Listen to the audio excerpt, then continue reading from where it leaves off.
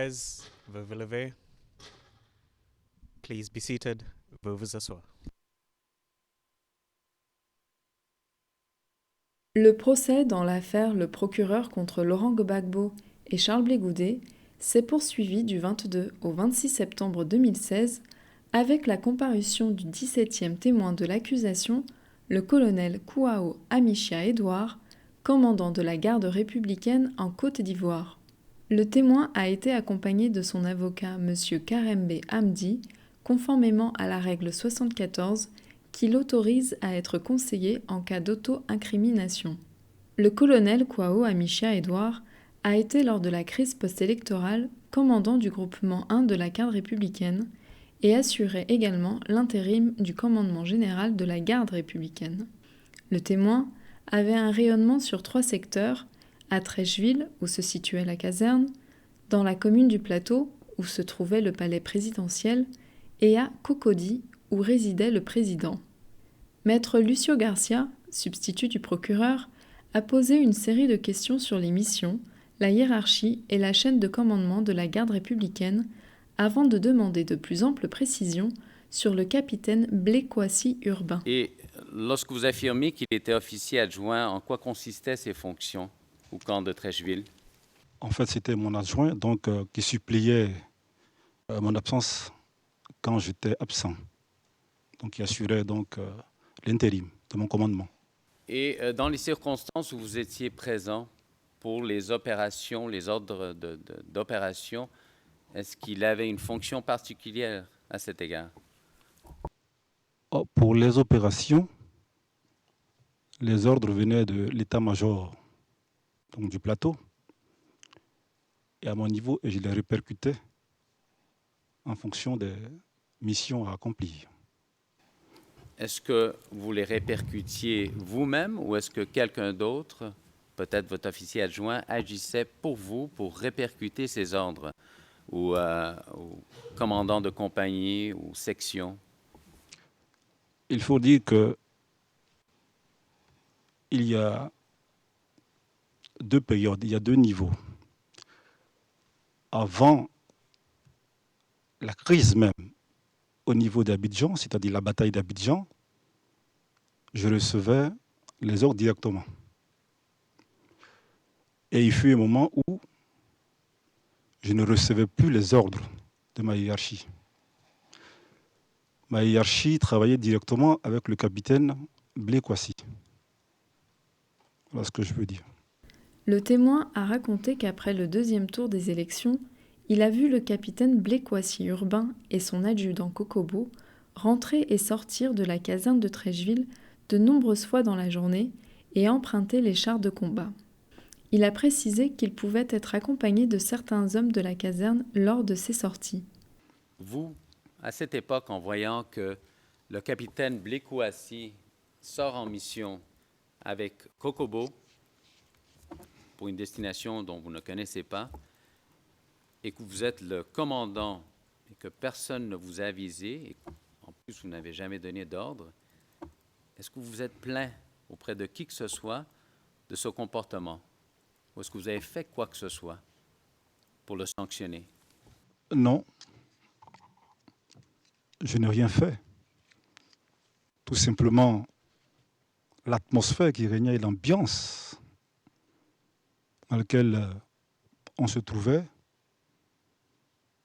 j'ai tout de suite compris que je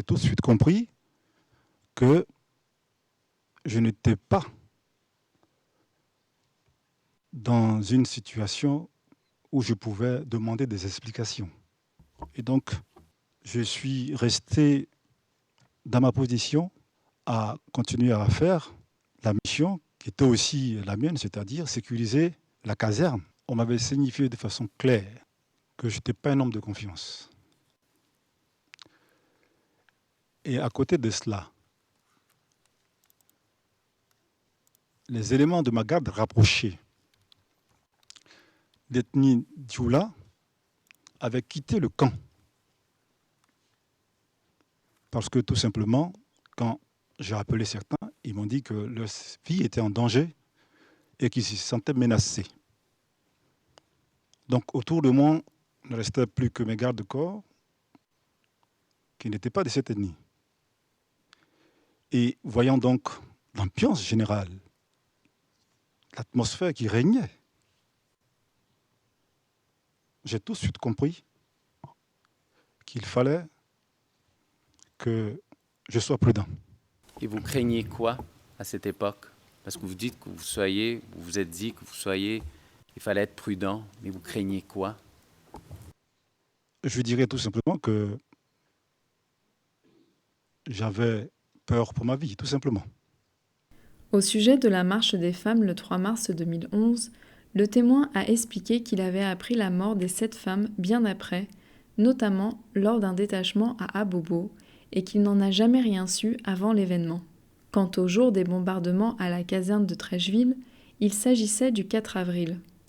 Au lendemain, toute la caserne s'était vidée et sur ordre de sa hiérarchie, le témoin s'était rendu à une base navale, celle de Lokodro, pour une nuit. Monsieur Kwao Amichia Edouard a raconté avoir eu au téléphone le chef de cabinet du général Dogbo Blé, qui lui a dit de la part du général de cesser les combats et que Laurent Gbagbo reconnaissait la victoire d'Alassane Ouattara. À l'appui d'un document audiovisuel, Maître Lucio Garcia a interrogé le témoin sur la présence de munitions dans les sous-sols du palais présidentiel. Le témoin a confirmé la présence d'un dépôt de munitions qui relevait exclusivement du général Dogbo Blé. Seules sur ses ordres, ces munitions pouvaient être envoyées vers un autre lieu. Après la crise, ces munitions ont été retirées des sous-sols et mises à disposition de l'état-major pour les mettre dans un autre lieu et sécuriser le palais. Il a également précisé avoir été physiquement présent lors de la dépollution du site, mais n'a pas confirmé avoir vu l'intérieur des caisses à munitions, car c'était l'état-major de Côte d'Ivoire, accompagné de l'ONUCI et des forces licornes, qui ont procédé à cette opération. Après la crise, le témoin a raconté qu'il s'est adressé à la population lors d'un meeting auquel il a été convié pour demander pardon à la population. J'étais allé voir le maire de la commune de Trècheville et qui m'a donc proposé de faire cette intervention ce jour de meeting. Alors, cette action obéissait à quoi? Cette action obéissait au fait que pendant effectivement la crise, beaucoup d'impairs ont été commis par certains de mes éléments. Quand je dis impairs, c'est quand on prenait les jeunes, qu'on les envoyait à Trècheville, que certains étaient molestés, tout, et je faisais arrêter tout ça. Aussi, un ressortissant du moins du Niger, qui avait été pris par un de nos éléments aussi, et qui avait été envoyé au plateau.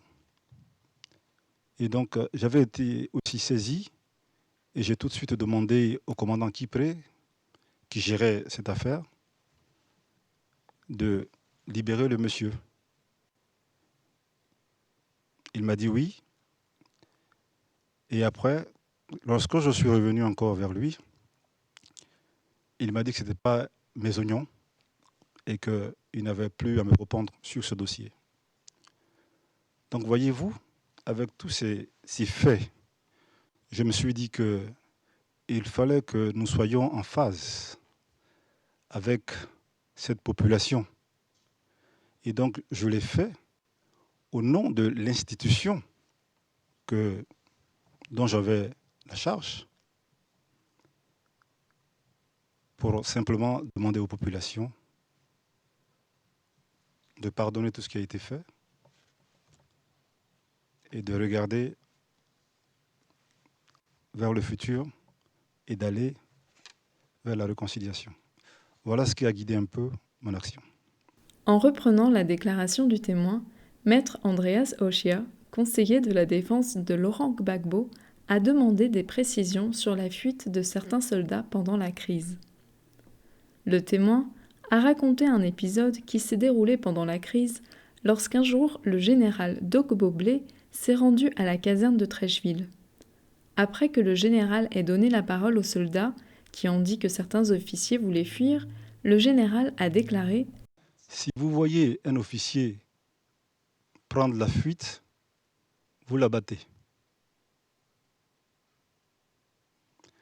Ensuite, après, il s'est ressaisi. Il a dit non, vous l'attachez et vous me l'envoyez. Ensuite, il se ressaisit une seconde fois et il dit non, vous ne l'attachez pas. Vous le mettez en place, vous l'attrapez et vous m'appelez. Donc voici le contexte un peu dans lequel ça s'est passé. Au troisième jour des audiences, Maître Altit, avocat principal de Laurent Gbagbo, a pris la relève du contre-interrogatoire pour en savoir plus sur ce que le témoin a qualifié de bataille d'Abidjan lors de son témoignage. S'agissant de la bataille d'Abidjan, il y avait les forces de défense et de sécurité qui avaient donc, depuis le décret numéro 10-306 du 14 novembre 1910, portant réquisition des forces armées nationales, depuis ça aussi, depuis ce décret aussi, toute l'armée avait donc comme mission de sécuriser et de protéger la ville d'Abidjan. Donc, nous avions les forces de défense et en présence, nous avions des groupes armés non identifiés, soit on parlait de rebelles ou de jeunes aussi qui d'obédience RHDP, et donc qui faisaient des incursions dans les commissariats pour poser des actes contre les forces de défense. Et donc, il y avait une chose, j'étais sûr, les forces de défense de sécurité, et en face, des groupes de défense non identifiés, mais qu'on traitait soit de rebelles, et d'autres jeunes aussi qui avaient fait et cause, je crois, pour le groupe politique RHDP. Voilà, maître, ce que je peux dire. Dans la nuit du 4 au 5 avril, le témoin a raconté que sa caserne a été bombardée par voie aérienne et tous leurs moyens de défense et de combat ont été mis hors d'usage.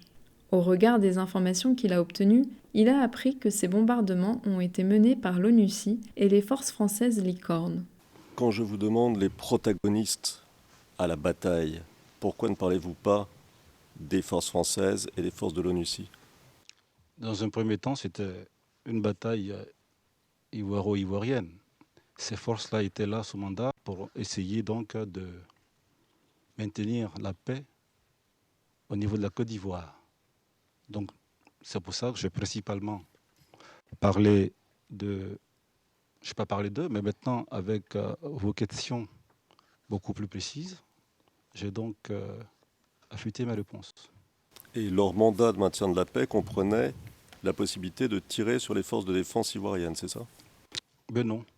Le mandat initial, c'était le maintien de la paix. Et il y a eu donc un deuxième mandat autorisant, je crois, cela. Parce que je me dis, étant sous mandat ONU, ben, il ne peut pas passer à une autre étape sans l'autorisation des Nations Unies. Ça, c'est une interprétation que je fais. Après le bombardement de sa caserne, le témoin a rappelé à la Chambre avoir reçu du commandant Kipré et de la part du général Dogbo Blé la nouvelle suivante. Je n'ai pas pu l'avoir. Et c'est comme ça que j'ai essayé de joindre le commandant Kipré, qui était donc son officier adjoint. Et le commandant Kipré m'a dit la chose suivante. Mon colonel, de la part du général, il dit que les combats sont terminés, que le président Laurent Gbagbo reconnaît la victoire du président Alassane et qu'à l'issue, il ferait une déclaration. Effectivement, s'agissant de cette déclaration, on a vu sur les bandes annonces que le président devait effectivement parler. Et donc, avec cette réponse que m'a donnée le commandant Kipoué, j'ai été donc appelé encore par le capitaine Blé, qui lui déjà était à la base navale de Lokodjiro. Sans que je ne sache, il était déjà à la base. Et il m'a appelé pour me dire « Viens nous rejoindre au débarcadère au niveau de Trècheville ». Lors de l'attaque à Cocody qui a débouché sur l'arrestation de Laurent Gbagbo le 11 avril, le témoin a confié avoir suivi les événements à la télé où il a reconnu la présence des forces nouvelles. Pour la défense de Charles Blé Goudet, Maître Serizoku a axé son contre-interrogatoire sur les noms des commandants actuels de la garde républicaine et sur leurs origines ethniques en s'appuyant d'une carte de la Côte d'Ivoire. Le procès s'est poursuivi ce mardi 27 septembre avec un témoin protégé, le témoin P0238.